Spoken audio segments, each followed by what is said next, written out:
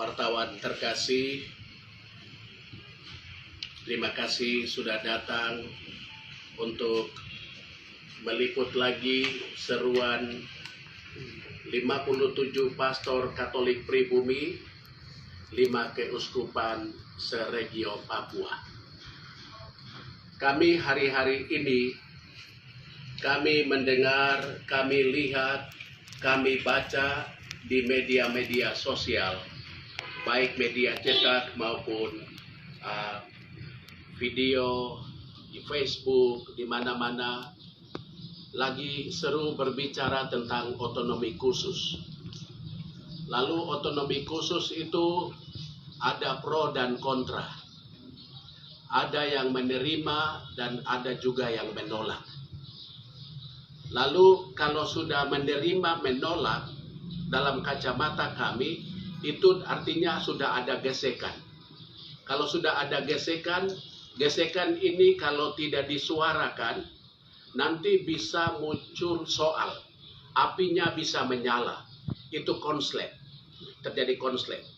Karena itu kami memilih tema yang nanti kami bicara sama-sama, Otsus Jilid 2 Papua, tambah dana untuk membunuh kami, atau menghargai, mengangkat martabat orang asli Papua di dalam NKRI. Mengangkat kami, menghargai kami, atau dengan tambah dana untuk membunuh kami, itu menjadi tema yang mau kami angkat pada saat ini.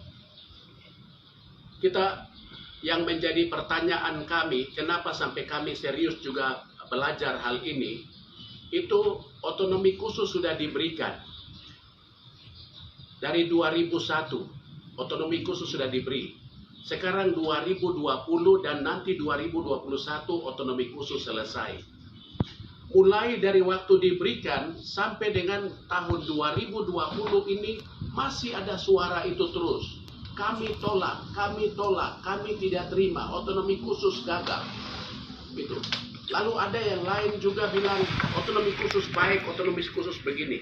Ini menggerakkan kami, memanggil kami untuk coba belajar barang ini. Ada apa ini dalam domba-domba gembalaan kami ini? Kok ini otonomi khusus? Oke, ini bilang tolak. Lalu kami agak serius belajar ini. Karena kami pastor, kami tidak mau sampai domba-domba itu berkelahi, tercerai-berai. Atau ada serigala yang masuk mengacaukan domba-domba yang sudah kami injili di atas tanah ini. Injil sudah masuk sekian lama, tahunnya lebih lama. Sudah ratusan tahun. Papua ke dalam NKRI atau NKRI ke dalam Papua ini baru 70-an tahun, baru 50 tahun. Kecil sekali. Jangan sampai karya pelayanan Injili di atas tanah Papua ini dikacaukan hanya oleh karena kesalahpahaman. Tidak pertemuan antara Otsus oke atau tidak oke. Kami sudah belajar sejarah itu. Kami lihat kenapa sampai Otsus ada. Ini sebagai puncak dari konflik macam-macam hal yang terjadi. Sampai dengan tahun, kami catat di situ, kami lihat di tahun 1999 sampai dengan 2000, di situ terjadi MUBES. Ada MUBES. Pasti teman-teman lebih tahu itu. Di situ terjadi MUBES. Lalu dalam MUBES itu disepakati satu saja, penentuan nasib sendiri. Lalu penentuan nasib sendiri, untuk menjawab itu maka diberikan otonomi khusus. Itu Undang-Undang Nomor 21 tahun 2001 tentang otonomi khusus bagi Provinsi Papua. Ada 24 bab dan ada 79 pasal yang disahkan di Jakarta oleh Soekarno Putri, Megawati Soekarno Putri, dan Sekretaris Negara itu Bambang Kesowo. Itu kami sudah belajar, kami lihat ini. Tadinya kami tertarik karena ada pro kontra, itu yang bikin kami tertarik untuk bicara. Saudara-saudara, setelah kami pelajari itu ternyata banyak pasal-pasal di dalam otonomi khusus itu yang tidak sungguh-sungguh dilaksanakan. Tidak sungguh-sungguh dilaksanakan. Kalau dalam bahasa gaul Papua bilang tulis lain, bikin lain. Gitu. Jadi itu yang bikin. Rupanya Papua ini tidak seperti dulu. Tidak seperti dulu. Banyak kita sudah belajar. Kita sudah tahu. Di sini ada otonomi khusus tentang undang-undangnya. Ada di sini. Kita lihat di sini. Di situ ternyata yang ditulis itu tidak dilaksanakan. Itu yang terus bikin resah, gelisah, kecemasan, ketidakpastian, dan menimbulkan mosi tidak percaya. Orang Papua, kami mulai tidak percaya terhadap Indonesia dalam otonomi khusus yang diberi ketika mosi minta penentuan nasib sendiri. Lalu di situ Indonesia menawarkan ini. Ternyata tawaran Indonesia tidak 100% dilaksanakan. Ada kekilafan dalam penerapan pasal-pasal. Lalu kami lihat juga tanpa ada evaluasi terhadap otonomi khusus yang pertama dan yang kedua, tidak diadakan revisi. Ini di sini ada satu buku yang kami belajar juga, Wacana Revisi Undang-Undang Otonomi Khusus Mengapa Menimbulkan Kecemasan di Papua. Dalam buku ini ternyata saya tanya kepada penulisnya, ternyata betul bahwa revisi belum dibuat.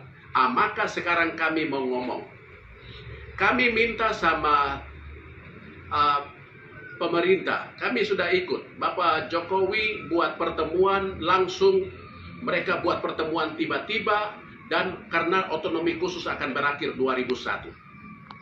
Lalu buat pertemuan, di dalam pertemuan itu yang dibahas adalah penambahan dana, lalu buat pembangunan ini, pembangunan itu. Lalu Mendagri, Pak Tito juga buat pertemuan, lalu untuk juga akhirnya mendorong itu otonomi khusus jilid 2. Kami akhirnya kita masuk. Itu semua melahirkan pro dan kontra. Kami punya banyak catatan. Kami lihat di media sosial itu Gubernur Papua, Bapak Lukas NMB menolaknya. Kami juga lihat MRP Papua dan MRP Papua Barat juga menolak Otsus. Lalu kami melihat juga ULMP melalui Direktur Eksekutif Pak Markus Haluk juga menolak. Lalu kami melihat juga penolakan datang dari 16 organisasi ini untuk menolak juga. Lalu kami melihat juga ada penolakan datang dari Front Rakyat Indonesia untuk West Papua. Lalu kami lihat ada juga penolakan terhadap Otsus jilid 2 itu datang dari Dewan Gereja Papua. Lalu ada juga datang penolakan dari Solidaritas Perempuan Papua. Ada penolakan juga datang dari Komite Juru Bicara Komite Aksi ULMP. Kami lihat juga ada penolakan juga jadi datang dari pemuda dan mahasiswa Kabupaten Yahukimo. Kami juga melihat ada penolakan datang dari Komite Aksi Penolakan Otsus. Saudara-saudara, dan masih ada lagi banyak yang tidak sempat kami kumpulkan. Terus itu masih ada terus jalan. Sementara kami mendengar, kami baca itu Bapak Kapolda keluarkan statement yang bilang tidak setuju adanya petisi menolak otonomi khusus jilid 2. Menurut kami sebenarnya terlalu cepat Bapak ngomong gitu. Terlalu cepat. Kita harus lihat kembali, kita perlu evaluasi kembali otonomi khusus, revisi sudah oke atau tidak. Kita ini kan bukan musuh, tidak usah buat musuh. Tapi kita bicara dulu sama-sama, jangan keluarkan statement, apalagi kepala polisi. Itu kalau kemudian besok-besok terjadi sesuatu konslet lebih fatal, nanti pasti mereka akan angkat tangan. Itu kami sudah bilang, tidak, baru sekarang ini. Maka, melihat itu, lalu kami juga ada punya sejumlah data, kemungkinan kalau dipaksakan itu bisa terjadi konflik. Bisa terjadi konflik. Karena apa bisa jadi terjadi konflik? Kami punya beberapa catatan. Ada beberapa grup yang itu bisa memicu seperti ibarat bom waktu. Bom waktu. Hanya tinggal bisa terjadi konflik horizontal. Pertama itu ada paguyuban Nusantara. Paguyuban Nusantara. Kenapa ada paguyuban Nusantara? Karena ada KNPB. Kami punya pikiran. Ini pikiran kami. Tafsiran bebas. Itu. Kenapa ada paguyuban ini? Karena pasti ada Papua Merdeka. Grup Papua Merdeka. Jadi mau diperlawankan. Lalu kami lihat juga ada barisan merah putih. Kalau barisan merah putih artinya bendera. Lalu kalau barisan merah putih lawannya apa? Bintang kejora. Itu, bendera bintang kejora. Ini. Jadi analisa dari penyebutan nama saja itu kami lihat bara dalam sekam atau bom waktu, tinggal tunggu waktu meledak. Lalu satu juga yang kami rasa itu akan memicu itu dari seruan yang dikeluarkan oleh saudara Fatlan Garamatan. Dia bilang, saya lagi siapkan 300 santri Papua, mereka dilatih untuk bela negara, dan mereka akan jaga NKRI di Indonesia Timur. Ini juga bara-bara api yang siap ketika kalau otonomi khusus ditolak, dan ketika ini dipertemukan, maka pasti akan lebih dahsyat daripada rasis kemarin, yang anarkis kemarin. Itu. Maka kami dari pihak gereja 57 pastor Katolik pribumi Papua yang lahir dari rahim-rahim mama Papua. Kami tidak mau ada konflik lagi di atas tanah kami. Kami terpanggil sebagai gereja di dalam konstitusi kami, di dalam konstitusi pastoral tentang gereja di dunia dewasa ini, di dalam Gaudium et Spes bilang begini.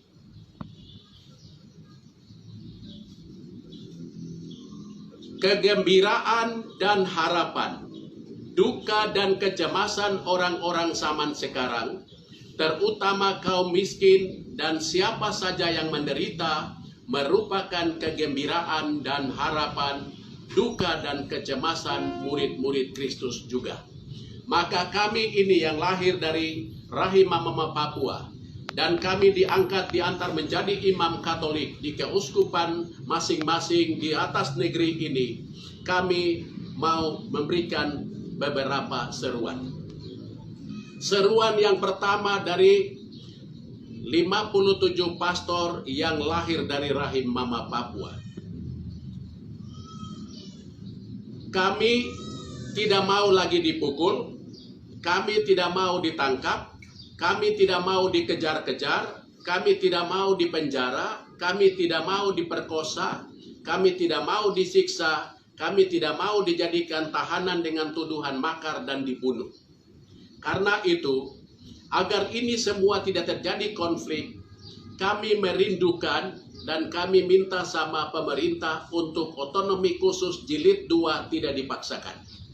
Jangan dipaksakan, tidak boleh paksa. Kalau paksa pasti ada konflik, dan konflik akan menyusahkan semua kita.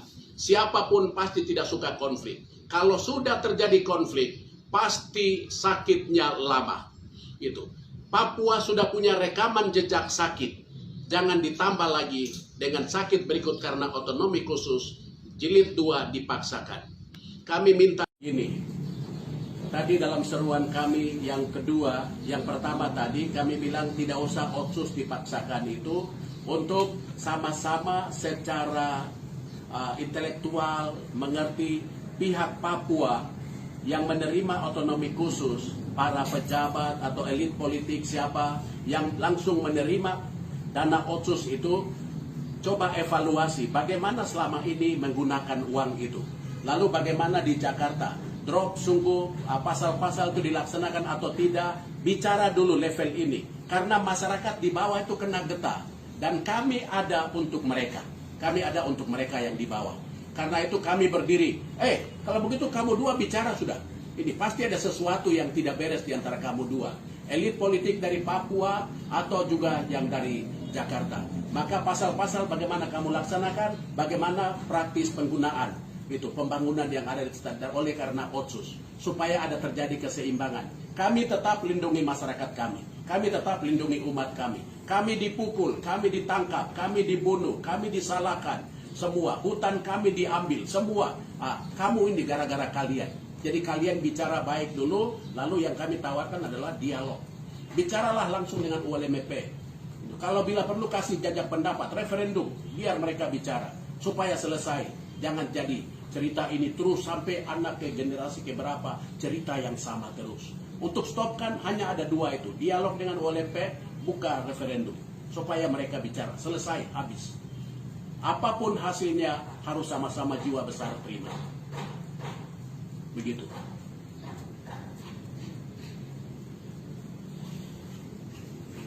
Bijaksana, pakailah mediasi. Ada pihak ketiga. Pihak ketiga supaya dialog ini sungguh bisa benar-benar terlaksana, konflik berkepanjangan di tanah Papua bisa diselesaikan. Itu seruan kami yang kedua.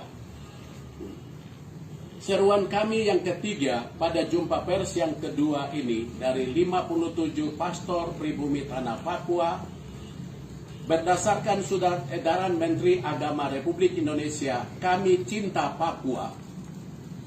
Kata-kata itu sangat baik dan benar, supaya orang Papua dapat percaya kepada Bapak Menteri dan juga kepada Indonesia. Kami minta pemerintah Indonesia mengizinkan wartawan asing untuk masuk ke Papua, melihat, meliput hasil pembangunan di atas tanah Papua selama otonomi khusus dari tahun 2001 sampai dengan 2020 dan bila perlu nanti sampai 2021. Itu dulu baru nanti kita lihat otonomi khusus jilid 2 jalan perlu atau tidak. Undanglah wartawan dari luar supaya clear, barang itu dibicara secara benar, supaya tidak ada hoax. Seruan kami yang terakhir, seruan yang keempat, kami mendesak, kami para pastor, 57 pastor di atas tanah Papua, kami mendesak MRP Papua, Papua Barat, DPRP, DPR, untuk segera mengadakan Mubes Rakyat Papua, gabungan dari Provinsi Papua dan Papua Barat. Lalu kita mendengarkan apa yang akan dihasilkan di situ, supaya tidak usah kita ciptakan kelompok pro, kelompok kontra, ini atau itu. Karena itu semua akan meninggalkan mosi tidak percaya. Karena sekarang masalah Papua bukan masalah nasional. Masalah Papua sudah masalah internasional. Jadi jangan sampai nanti ke sana. Mari kita bicara. MRP Papua Barat segera mengadakan Mubes. Lalu penutup. Penutup kami para pastor supaya konflik itu selesai. Tidak usah lagi ada cerita yang sama, Papua yang luas, ini surga kecil jatuh ke bumi, kaya susu dan madu, ini bisa dibangun. Kami punya pikiran transformatif. Ini pikiran yang di luar sana, jauh sekali. Tapi kalau kita berani buat, pasti bagus. Hal yang pertama, pikiran transformatif yang kami pikir, yang pertama, Indonesia dan Papua sama-sama hendaknya memiliki pemahaman bahwa kami itu menjunjung nilai-nilai kehidupan. Semua manusia berharga, berlandaskan pada sila kedua kemanusiaan yang adil dan beradab. Ini harus ditinggikan. Berlandaskan nilai itu, yang kedua kami minta, pikiran transformatif, menjunjung tinggi harkat dan derajat martabat orang asli Papua sebagai tuan di atas negerinya. Seperti orang lain juga Surabaya di depo tempat, Flores di depo tempat, Jawa di depo tempat, orang Papua juga mau jadi tuan di atas tanahnya. Ini bukan berarti kita harus mengusir orang lain, bukan. Tapi izinkan saya jadi tuan di atas tanah saya. Yang ketiga, pikiran transformatif yang bisa dibuat oleh Indonesia dan Papua adalah kita membuka diri mengizinkan orang Papua mengadakan referendum. Izinkan, harus berani. Berlandaskan nilai tadi. Kemanusiaan yang adil dan beradab. Kemerdekaan itu adalah hak segala bangsa. Kami sudah belajar, kami sudah tahu. Daripada konflik terus, mari kasih referendum. Orang Papua buat jajak pendapat. Apa, mau tetap dengan Indonesia atau mau keluar? Ini pikiran transformatif. Jauh di sana, harus ditarik hari ini. Jangan sampai terlambat. Mumpung Papua masih dalam NKRI, harus diadakan referendum. Kalau Papua sudah tidak dalam NKRI, nanti susah. Itu pikiran yang kami tawarkan dalam jumpa pers kali ini untuk semua kita, supaya kita bisa buat. Akhirnya, kami punya satu doa begini. Tuhan, kami rindu lembu dan beruang akan bersama-sama makan rumput. Anak yang menyusu akan bermain-main dekat liang ular. Dan anak yang cerai susu akan mengulurkan tangannya ke sarang ular beludak. Itu artinya hidup yang rukun dan damai di atas tanah Papua. Jangan habiskan waktu dengan konflik. Mari kita bicara. Kalau berani, kasih referendum saja, jajak pendapat, supaya di situ jadi jelas. Daripada tarik-menarik, berita hoaks, saling menyakiti satu dengan yang lain. Kami gereja menyerukan itu. 57 pastor Katolik di tanah Papua, pribumi menyerukan hal itu untuk kita semua. Tuhan berkati.